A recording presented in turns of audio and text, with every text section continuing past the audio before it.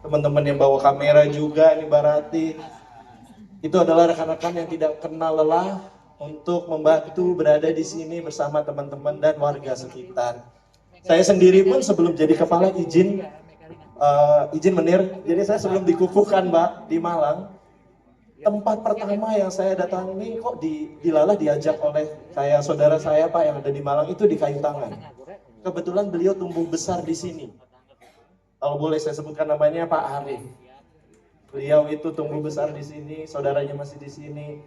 Saya pun juga dengar Bu Mila yang lahir dan tumbuh besar di sini. Kayu Tangan itu jauh lebih dari hanya sekedar tempat KIK, tempat berusaha. Ini adalah tempat mereka lahir dan tumbuh besar.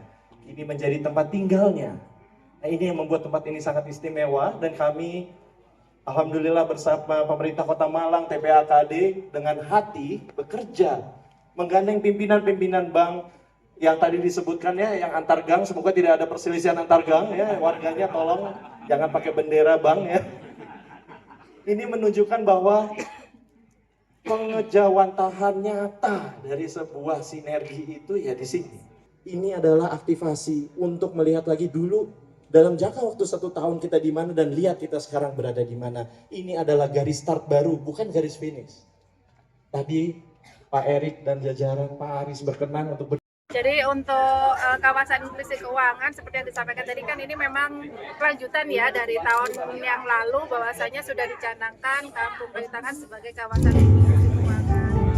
1 tahun ini banyak kegiatan yang sudah dilakukan oleh 5 bank terpilih untuk melakukan pendampingan dan branding di Kampung Kayu Tangan. Ya intinya kami mewakili warga sangat berterima kasih kepada OJK pemerintah Kota Malang bahwasanya banyak perhatian yang tertuju untuk menunjang kepariwisataan di Kampung Kayu Tangan. Jadi warga di sini otomatis pelaku usaha yang di sini ada peningkatan yang luar biasa. Sekarang dengan ketambahan dari aktivasi inklusi ini otomatis lebih melek digital keuangan gitu ya. Jadi tidak hanya membuka rekening untuk tabungan tapi segala transaksi untuk penjualan dan segala macam. Nanti kedepannya juga akan dibantu tentang permodalan. Alhamdulillah ini juga sudah progres gitu ya. Jadi masing-masing perbank di sini memang kita satu pintu. Jadi segala sesuatunya memang melalui Pokdarwis untuk koordinasinya. Jadi kita yang meneruskan ke wilayah-wilayah bahwasanya apa saja yang akan dikerjakan, didampingi, branding apa, fisik apa yang bisa disupport oleh bank-bank itu memang kerjasama melalui kewilayahan setempat juga Pokdarwis. Jadi dengan adanya kawasan inklusi keuangan ini harapannya memang tidak berhenti di sini tapi berkelanjutan sampai nanti istilahnya Kampung Kayu Tangan lebih dikenal lagi.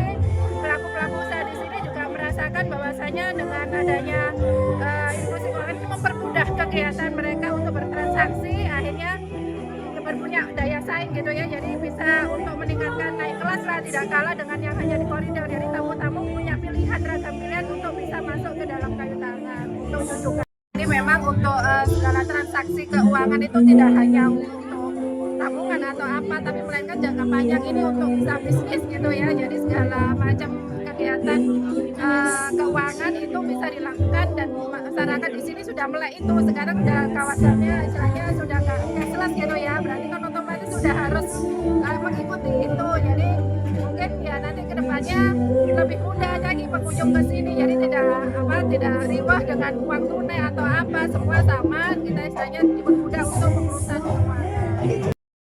Kami terfokus kepada pentahelik. Pentahelik ini biasanya gampang-gampangan itu ABCDM, akademisi, bisnis, community, government, media. Gitu. Sekarang jejaring pentahelik itu sudah kita expand lagi menjadi hexahelik. Gitu. Ada tambahan 1B lagi di sana, yaitu jajaran perbankan. Dan ini salah satu buktinya. Kita berikan aplaus dulu ini untuk hexahelik kita. Terima kasih dan luar biasa.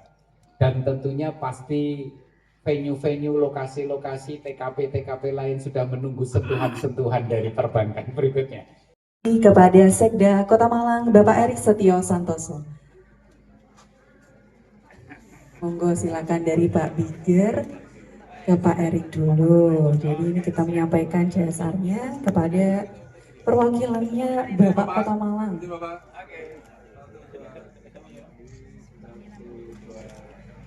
untuk menerima secara simbolis di atas panggung. Baik, selanjutnya penyerahan bantuan CSR disampaikan oleh Bapak Erik Sekda Kota Malang kepada Ketua Pok Darwis Kampung Heritage Kayu Tangan Malang yang disaksikan oleh Kepala OJK Malang Bapak Bigger Azana Maghribi. Bapak Erik kepada Bapak Ari Wibowo selaku Regional CEO Malang BRI. Iya, betul ya, BRI paling tua.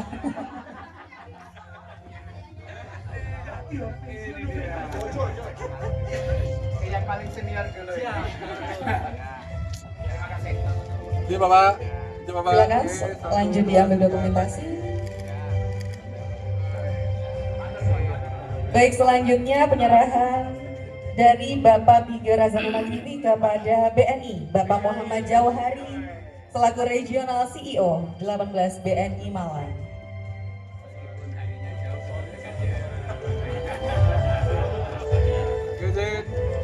Di tengah. Baik, selanjutnya penyerahan oleh Dandim 0833 Letkol ARM Aris Gunawan Emhan yang akan diserahkan kepada Ibu Lucia Ike Purwandini selaku area Head Malang Bank Mandiri.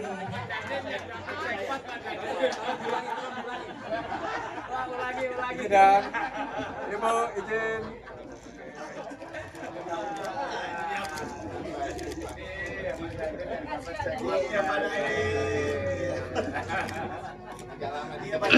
Baik, selanjutnya penyerahan dari Pejabat Bank Indonesia Malang Bapak Hendra Wangsa kepada Ibu Linda Eriana selaku Kepala Pengembangan Bisnis Wilayah 7 BCA Malang.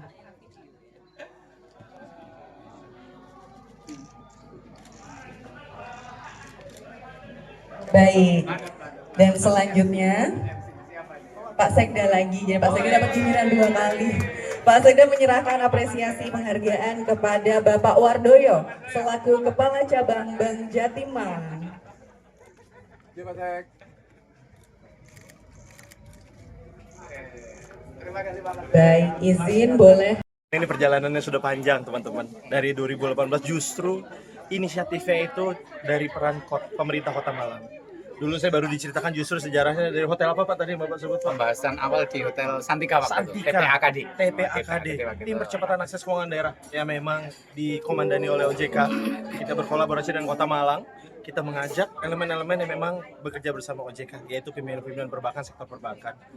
Dipilih untuk tempat yang menjadi kawasan inklusi keuangan yang cocok. Oh kayaknya Kayu Tangan waktu itu, yang saya tahu. Luar sudah ramai, dalamnya bagaimana kalau kita bina. Alhamdulillah tidak terasa berapa tahun berjalan, beberapa acara sudah kita lakukan. Hari ini hanyalah salah satu milestone bahwa inilah sudah sejauh ini kita lakukan untuk pengembangan Kayu Tangan. Tadi disampaikan oleh Bapak Sekda, kami juga harapannya ke depannya akan lebih maju lagi. Banyak yang bisa kita kembangkan bersama Pak. Dan kami pun komit insya Allah ada kawasan lain di Malang yang bisa juga dikembangkan serupa seperti ini. Insya Allah kita bahasanya gaskan. Pak, dengan aktivasi ini kira-kira apa Pak yang bisa disupport oleh teman-teman OJK perbankan ke masyarakat Pak? Banyak Pak. Akses keuangan itu sangat penting. Satu, tentu bagaimana mereka menerima uang dari penjualan, dari apa jasa itu produk, dan juga pinjaman, modal usaha. Dan juga tentu ditata sedemikian rupa yang memang ramah lingkungan, turis atau wisatawan suka datang, dan maaf mengutip lagi bahasanya Bapak Sekda, sustainable. Itu.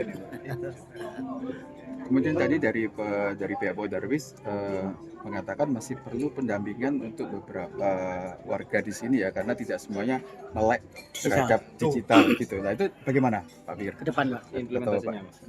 Monggo Pak Sekda. Ya, kayak lanjutin apa yang disampaikan oleh sahabat kita tadi Pak Bigger. Jadi rekan-rekan, Kayu Tangan itu contoh real bagaimana pembangunan mestinya harus berjalan. Jadi pemerintah kota membangun infrastrukturnya di awal proses. Jadi kalau rekan-rekan ingat Kayu Tangan dulu itu kawasan mati. Dulu banget Kayu Tangan ini pernah jadi pusat kota. Gitu. Terus dalam perkembangan kota yang semakin ramai, semakin berkembang, pusat-pusat aktivitas tumbuh di tempat-tempat lain, Kayu Tangan itu justru lagi dikris. Kayu Tangan itu dikris menjadi kawasan yang mati segan, hidup tak mau gitu ini. Jadi bisa dikatakan biasanya kalau rekan-rekan masih ingat beberapa tahun yang lalu kalau lewat Kayu Tangan setelah maghrib aja udah sepi gelap. banget. Oh. Udah sepi, toko-toko udah tutup, udah nggak ada aktivitas seperti itu gitu. Bahkan nilai ekonomi tanah di kawasan Kayu Tangan itu udah rendah sekali. Makanya banyak banget toko, tanah, rumah yang ada di sekitar Kayu Tangan ini tulisannya dijual. Gitu. Makanya sejak beberapa waktu yang lalu pemerintah Kota Malang punya program namanya revitalisasi kawasan Kayu Tangan. Gitu.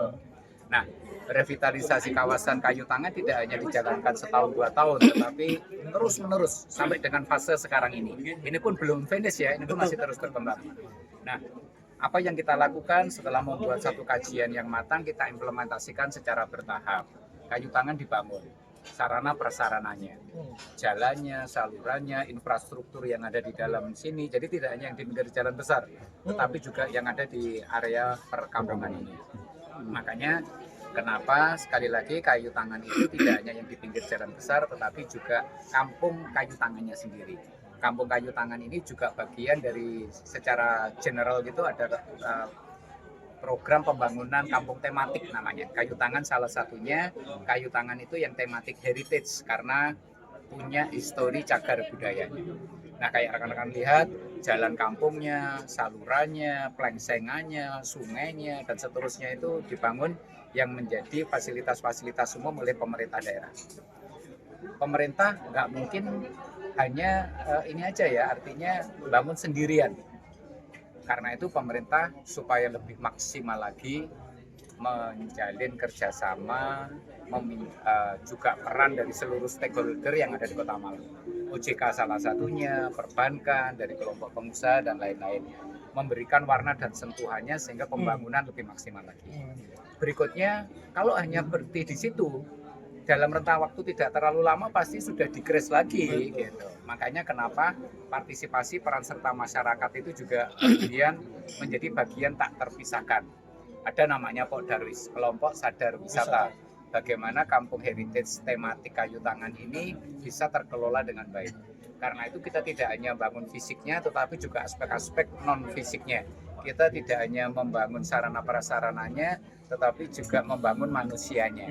Kita tidak hanya sekali lagi membangun hal-hal yang sifatnya infrastruktur, tetapi dengan bantuan dari rekan-rekan yang kita libatkan dalam Exciting ini, bahkan sekarang ini aspek-aspek untuk mengikuti perkembangan terkini seperti literasi keuangan, percepatan akses keuangan, kita juga disupport.